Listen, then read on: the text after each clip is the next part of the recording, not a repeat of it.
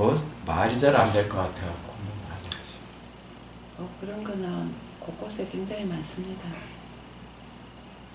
그러니까 이게 뭐 고혈압 암뿐만 아니고 뭐 남자들은 뭐 전립선이라든지 뭐 정력 부족이라든지 이런 전부 다 만들어져서 계속 우리 억압하는 것 같아요. 약간 건강 염려증 이런 것도 뭐 그런 일환이지 않을까요? 사실은 모두가 다 염려하고 있죠. 그러니까 보험은 보험대로 들고 또 뭐 사실 이렇게 코로나 상황에서도 사람들 뭐 안 죽으려고 그 막 마스크 철저하게 끼고 네. 이런 것도 정말로 기특해 보이더라고요. 뭐 그래서 야 참 많이 애쓰고 산다 우리가. 그 일종의 근대인의 특징 아니겠습니까? 근대인은 이성을 가지고 있기 때문에 자기 스스로 다 알아서. 이것도 지금 코로나 때문에 마스크를 쓰고 있는 거예요? 아닙니다. 이거 원래 추워서 자, 쓰고 있는 거예요? 예, 이건 어디냐면요. 포클랜드 의상인데 이 의상은 뭐를 잡는 거냐면은 우리 이빨고기 아시죠? 메로라고, 메로. 메로 이빨고기 잡을 때. 여기 이제 여기 그 낚시하고 연결되죠. 이렇게 감아서 메로 올라오거든요. 근데 메로의 문제점이 뭐냐면요. 메로가 수심이 낮은 데도 있지만 보통 한 2000m에서 2500m 있습니다. 근데 여러분 한 2000m라고 생각해 보십시오. 2000m의 물속이라 하면 캄캄하고 그 압력이 어마어마할 건데. 캄캄한 거기서 메로들이 어떤 생각을 하겠습니까? 만약 사람이라면 정말 여기는 아무도 찾아올 수 없는 안전한 곳이야라고 생각하고 있죠. 그런데 거기에 자기 자신도 모르는 그 눈이 태야됐거든 거예요. 탐지기를 통해서. 근데 거기에 수백 개의 낚시가 깔려져서 자기뿐만 아니고 자기 가족들이 언제든지 그 걸려 죽을 수 있다는 걸 생각합니다. 메로 못 먹. 걔네들 팔자도 왜 그런? 아주 반생태적인 어업이죠. 그렇게 수심 2,500m에 있는 고기를 잡는 거죠. 그 우리 저 해양 심층수라고 있죠. 예. 그 해양 심층수들이 수심 수천 m에 있는 물을 끌어올리거든요. 근데 그거를 우리 수계라고 하거든요. 수계. 물 덩어리. 예. 근데 그 물 덩어리는 거의 움직이지 않습니다. 변화도 없고. 그러니까 어떤 지구 물의 원형질이죠. 예. 그걸 건드린다는 말은 억수로 위험한 거죠. 가이아 이론에 대해서 어떻게 생각합니까? 저는 뭐 가이아 이론은 그렇게 좀 좋다고, 일종의 지구 유기체론 그런 거죠. 근데 또 그 어떤 다른 구사사시 같은 경우는 그런 것 자체가 좀 완전 거구적인 생각일 수도 있다. 저는 근데 이제 이 우주나 지구가 항상 열려있다라고 생각하거든요. 그래서 엔트로피 이런 것도 부분적으로는 맞는데 완벽하게 맞지는 않다라고 생각하거든요. 왜냐하면 열려있기 때문에 닫힌 게 해서 그게 맞는 거잖아요. 근데 이제 우리가 그 말 나와서 이런 말씀을 좀 드리고 싶은 게 뭐냐면 우리가 보통 우리는 유한하다고 생각해요. 유한. 그죠? 유한한 것의 그 원인이 운동하는 거잖아요. 유한한 것의 특징이 운동하는 거거든요. 그리고 그 반대, 무한한 것은 운동하지 않죠. 그래서 뭐, 부동이 운동자랍니다. 뭐 운동의 원인이 돼 자기는 운동하지 않는 것. 가령 신 이런 존재들이 그런 거죠. 근데 저는 그렇게 생각하지 않습니다. 우리는 무한하다고 생각합니다.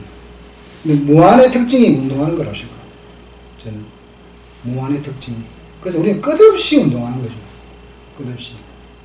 그러면 예를 들어서, 유한한 것은 가면 있느냐? 저는 유한한 것은 존재하지 않는다고 생각해요. 그럼 유한한 것은 언제 존재하느냐? 우리가 필요로 할 때 우리가 단정적으로 잘라서 볼 수는 있는 것이지만 운동하지 않는 유한한 것은 존재하지 않는다고 생각하거든요. 그래서 저는 이제 괜히 스님한테 또 문자 생각돼서 미안한데 아무튼 저는 우리는 무한하고 그 무한함의 특징이 운동하는 것이라 저는 생각하죠. 그 가이아 이론 말씀드린 저도 그런 면에서 닫힌 개로서의 가이아 이론은 일정 부분 맞을 수는 있지만 뭐 완전한 건 아니라고 저는 생각하죠. 시인이자 철학자 이러시더니 그렇네. 저는 이제 선생님 그 사진이 있는 풍경인가 사진이 말하고 풍경이 답하단가 뭐 하는 네. 책 있죠. 그 책을 보면서 그 책하고 북대서양 북태평양 네. 가는 길 그걸 보면서 글하고 말하고 선생님 어느 것이 사람은 같은데 글과 말이 같은데 네. 글하고 말하고 어느 게 더 유능하다고 생각하세요? 유능하다고요? 네. 저는 사실은 이제 우리가 보통 보면 어릴 때 보면 말을 먼저 하고 네. 나중에 글자를 배우잖아요. 그죠? 하다가 나중에 이제 좀 나이 들면 글자를 배우죠. 근데 저는 이제 문자와 음성이 어느 게 문제냐라고 하면 저는 문자가 문제라고 생각합니다. 왜냐하면 문자라고 하는 것은 하나의 상징이니까 사실은 사물들의 표정도 문자가 될 수 있다고 생각합니다. 사물들의 표정. 그럼 우리가 이제 태어나서 사물들의 표정들을 계속 보는 거죠. 보면서 이제 말을 배운다고 생각합니다. 근데 저는 이제 저 같은 경우는 말보다는 글을 쓰는 습성이 있어서 글이 좀 편하더라고요. 글이 왜 편하냐면 말은 자꾸 뒤섞이니까 내가 하고 싶은 말을 좀 잘 못할 때가 있는데 글은 좀 굳이 표현을 한다면 어떤 관역을 놔놓고 내가 그걸 정조준해서 내가 하고 싶은 말을 할 수가 있더라고요. 그러니까 내가 하고 싶은 말을 꺼내기 위해서 그걸 유도하는 것부터 시작해서 쫙 끌고 갈 수가 있더라고요. 그래서 저는 이제 제 같은 경우는 글이 좀 편하고요. 근데 이제 저는 글을 쓰면서 느끼는 게 쓰면서 알게 되는 것 같아요. 쓰면서.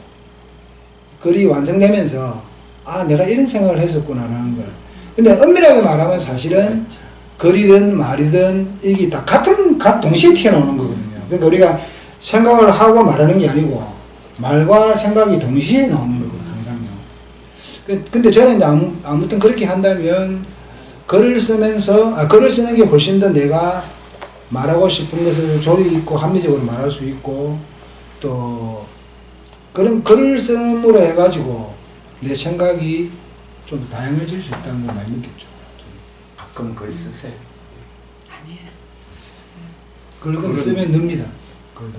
말은 날아가 버리는데 글은 수준이 확 드러나서 거짓말 못해서. 글은 근데 이제 이게 글이 제가 어떻게 이제 이렇게 시 말고 이런 저런 책에 글을 쓰게 됐냐면 그 서울에 어떤 시인 카페가 있는데 그 시인 카페에서 내보고 좀 베르그송이라고 하는 사람이 베르그송 그 프랑스 철학자인데 에 대해서 좀 글을 써달라 하더라고요.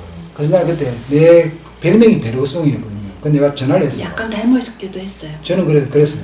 나는 그냥 베르그송이 좋아서 그냥 제목 별명을 베르그송이라고 한 것밖에 없다. 베르그송 한국 거는 모른다라고 했는데 그래도 그냥 뭐 최신 시향난들 한번 써보세요 라더라고요. 근데 그거 이제 하나하나 쓰다 보니까 한 150편까지 썼어요. 썼는데 그걸 쓰면서 다양한 생각들을 하게 되죠. 다양한 생각들을 하게 되고 또 다양한 사례들 내가 느꼈던 그 다음에 또 뒤집어 볼 수 있는 것들 예를 들어서 아까 뭐 유한과 무한의 관계라든지 지행합일이라든지 이런 거 다양한 그러니까 다른 사람들이 생각하고 있는 어떤 그런 것 말고도 여러 생각들을 좀 하게 됐고 또 이제 뭐 진리나 이런 것들이 좀 저렴해야 된다. 그러니까 저는 사실은 이제 가령 예를 들어서 좀 금방진 말이지만 우리가 그 달마 스님 같은 경우에 보면 몇백 9년을 해서 깨달았잖아요. 근데 사실은 몇백 9년을 해서 깨닫는 진리 같은 것이 우리 사람들한테 얼마만큼 필요할까? 저는 사실은 좀 필요 없다라고 생각하거든요. 필요 없다기보다는 못하는 거죠. 9년, 몇백 9년을 해서 그 깨달을 진리가 되면. 그러니까 이제 그런 거 말고 진리가 좀 더 저렴해져야 된다. 저렴해서, 쉽게 알아야 된다라고 생각했는데, 이번에 스님 내가 우연히 알게 돼서 보니까 우리 집 사람도 억수 좋아하더라고. 쉽다고. 스님 말씀하시는 거 아십니까? 스님이 저렴하게 보이시던. 그래서 내가 항상 좀 싸구려. 저거야말로 저렴한 진리다. 저 진리가 저렴해야 된다고 생각하거든요. 그런 거라든지. 아무튼, 그렇게 해서 쓰면서 좀 이래 글 쓰는 재미를 붙였다고 할까 그런 게 더 있었고 그 다음에 이제 우리 이광수 교수하고 책을 이제 쓰면서 쓰고 그 다음에 내가 또 옛날에 한때 좀 좋아했던 레이디 가가에 대해서 이제 좀 쓰면서 몸에 대한 어떤 생각들 그다음 여러 가지 어떤 뭐 사물에 대한 생각들 사건 생각들 이런 것도 좀 적게 되고 또 그 전에는 또 약간 부분적이지만 홍상수 감독 영화 같은 거 보면서 세상을 보는 방법 그런 게 좀 많이 바뀌었죠. 많이 바뀌었는데 그러면 이제 사람들이 우리 집사람이 그런 말을 하더라고요. 근데 당신은 그렇게 착하진 않잖아 이러더라고. 그래서 내가 저렴한데 안 착하네 그죠? 사실은 착한 거라고 하는 자체가 환타지일 수 있다라고 생각하죠. 예를 들어서 내가 진리를 깨달았는데 내가 착해야 된다는 그런 건 없을 것 같아요. 왜냐면 착하고 못됐고 하고 하는 것 자체가 좀 환타지 같은 좀 생각이 들어요. 고정관념이죠. 예, 예. 그래서 아무튼 좀 글을 쓰면서 좀 다양한 생각들을 하게 됐습니다. 그리고 지금 또 페이스북에도 그렇고. 타고난 머리가 좋다 이렇게. 이게 이게 이제 그 책도 많이 보시는데 거의 반사적으로 이게 사고가 되시는 것 같아요. 그러니까 배우는 거에 생각하는 게 이렇게 같이 가는 거지. 이게 어느 한쪽으로 치우쳐버리면 좀 문제가 되는데 배우기만 하고 생각을 안 한다든지 생각만 하고 또 애써 묻거나 배우지 않으면 이게 다 위험한 일인데 현실에 허덕이는 거는 거의 마찬가지입니다. 항상 현실에 뭐 허덕이고 돈을 벌어야 되겠다는 생각도 하고 오래 살아 안 아프고 오래 살아야 되겠다는 생각도 하고 안 아프고 오래 사는 건 상가해 보시면 돼요. 그건 뭐 대충 혹시 뭐 다음에 생님 뭐 좀 책을 더 낸다거나 이러면은 어떤 분야로 저는 그 지금 이제 보고 싶으세요? 태평양 의상 가는 길이라고 원고를 다 썼거든요. 써서 지금 산진이인가 그게 원래 5월달에 책 만들기로 했는데 올해 내가 이것 때문에 좀 못 만들고 있고 모르겠습니다. 뭐 페이스북에 썼던 여러 가지 좀 글들 중에 좀 괜찮다 싶은 것도 책으로 내고 싶고 이제 그거만 내고는 안 내려는 게 아니라 이제 더 이상 낼 것도 없습니다. 왜냐하면 약간 반복 같은 느낌이 들었어요. 삭발하시는 건 특별히 이유가 아 저예요? 예. 이게 좀 편하더라고요. 그죠? 예. 이게 이제 우리 집에서는 우리 집 사람이 해주거든요. 3mm. 예, 예. 배에서는 그냥 빡빡. 샴푸도 안 쓰고 예, 샴푸 환경오염도 안 시키고 관리도 편하고 꼭 환경 때문에 그런 것보다는 그냥 습관인 것 같아요. 샴푸 안 쓰고 나 화장품 안 바르고. 예. 단기 출가를 하시면 아주 편하겠습니다. 아 그래? 출가시킨 사람 입장에서 밀어줄 것도 없고 옷만 답답하고 알아서 밀어서 그럼 뭐 환경 오염 이런 것보다는 습관적으로 얼굴에 뭘 옛날에 발라보니까 좀 불편하더라고요. 대서양 가는 길, 북양 북양 어장 가는 길. 국대서양 아니에요. 그 어장 가는 길 가는 길이 참 좋은 것 같아요. 굉장히 우리하고는 많이 다르게 거기에 돈 벌러 가는 게 좋지. 사색하러 가시기도 하고 우리 제이철 선생님 그러니까. 자보시를 낭송하시면서 우리 2차는 마무리하도록 하겠습니다. 제가 쓴 시인데 자보란 거 아시죠? 우리 자보가 있죠, 자보. 네, 자보. 근데 이제 이 배에서 보면은 배에서는 주어종 말고는 다 자보라고 해요. 네, 그거에 관해서 이제 썼습니다. 자보. 어선에서 돈이 되지 않는 바닷속 자보다. 자보는 렉고 컨베이어를 통해 버려지거나 틈새에서 냉동되어 어떤 규정성도 갖추지 못한 채 어창에서 뒹군다. 악천후와 함께. 바다는 바람에 취해 휘청거리고 산더미 같은 파도가 갑판을 때린다. 쓰러질 듯 심한 롤링으로 머리털이 쭈뼛쭈뼛 설 무렵 하여 먹은 것이 모두 개워 올려지는 힘겨운 피항 시간. 마이너스 30도 어창에 숨어들어 소주병을 까며 자보의 의욕을 먹는다. 슬픔은 모두 왜 그렇게 차갑고 딱딱한지. 자보를 먹는 놈들은 모두 잡놈이다. 제가 옛날에 배 타면서 쓴 시입니다.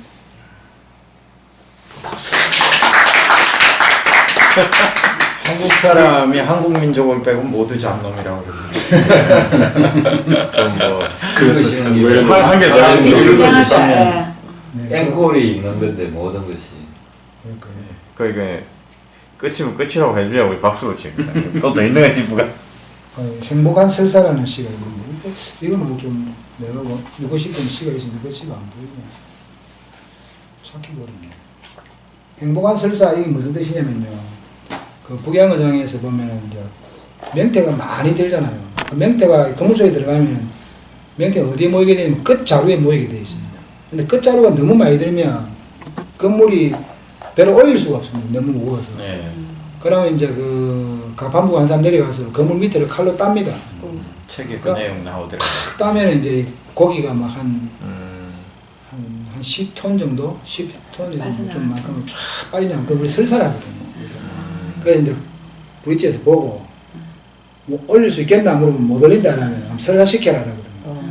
근데 그 설사는 행복한 설사죠. 고기가 많이 들어서 그런 거니까. 그죠? 설사를 안 하면 이제 고기가 많이 안 들어서. 그래서 이제 제목이 행복한 설사입니다. 쌍안경에 눈가를 박은 사망사. 이빨이 들었네에 곧도가 터질 정도로. 선미를 향해 목을 빼던 처리원들은 담배를 입에 문 채 모두 처리실로 내려가고 가포는 하나가 따블블럭을 가져간다. 선미방향 저 멀리 둥둥 떠오른 코드핸드는 차가운 지구의 껍질, 북태평양 거친 파도 위에서 뱃놈들의 생애가 헹구어지고 있다. 청춘은 34mm 스틸 와이어 같은 것, 쩍쩍 소리를 내며 드럼에 감기고 심해에서 올라온 와이어들은 서로 짓이게지면서 수압의 기억을 새긴다. 구리스 속으로 뚝뚝 흐르는 소금기의 혼백을 새겨넣는다. 양망은 각계 전투처럼 숨막히게 진행되고 갑판장이 보망칼을 꺼내들고 공룡의 등끌을 붙잡고 슬립웨이를 내려간다. 트롤 건물이 힘에 겨워 숨을 몰아쉬고 있다. 갑판장이 그의 배때기를 가른다. 명태들이 쏟아져 내린다. 상처 딱지 같은 간밤의 눈바람이 떨어진다. 행복한 설사다. 갈매기 떼들이 자지러질 듯 울어대며 심해의 내장을 쪼아먹는다. 이상입니다. 한가영에도 행복한 설사가 곧 되겠죠. 우리 이것을 걸어놓으면 좋겠어요.